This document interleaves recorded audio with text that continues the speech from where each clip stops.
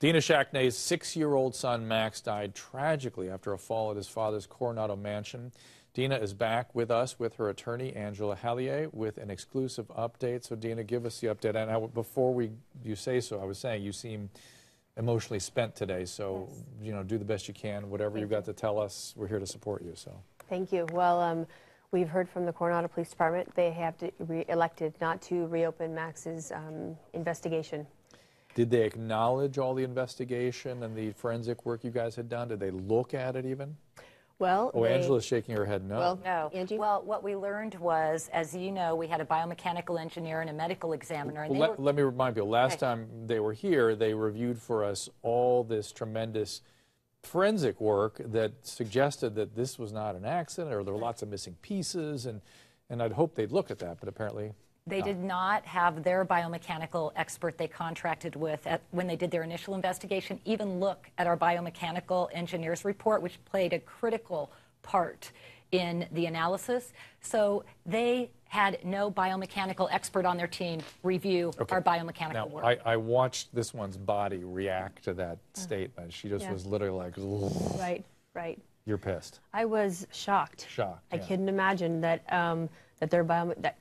when we were debriefed by Dr. Jonathan Lucas about Max's death, he cited Dr. Gomez's report as a linchpin for his decision about the manner of death. And you called that, so for them not to even look at them, but so for me for them not even to include their own expert in a reevaluation didn't make any sense.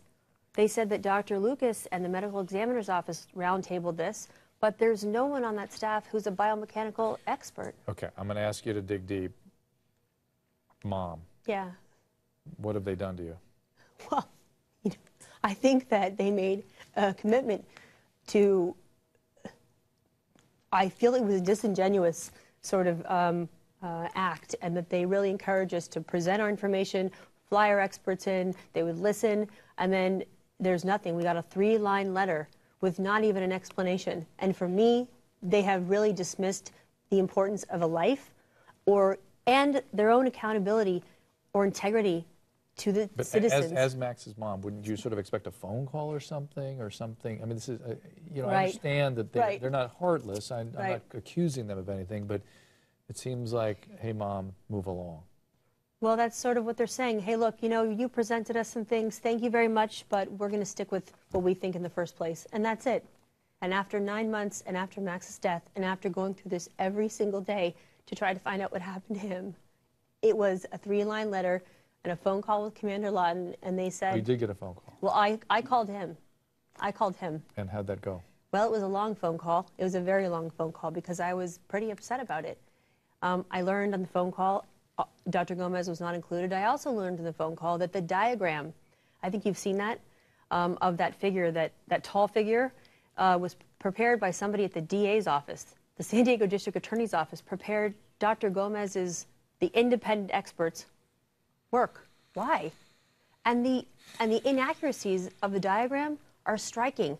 The person is 8 inches taller than Max. What do you want people viewing out there to know about what you're going through?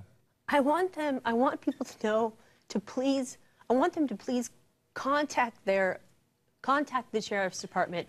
Think about it in terms of this can happen to anyone. This can happen to anyone. So this is, as a mom, you're appealing to other moms. I'm appealing to other moms. I'm appealing to other dads. I'm saying this can happen to anyone, and none of us are immune, and we cannot ignore it. Yeah, and you're squeezing my hand very firmly, which I'm encouraging, but is that anger or is that holding back emotion? What is that? It's frustration, and I'm incredulous that they would just dismiss it as though it's anger.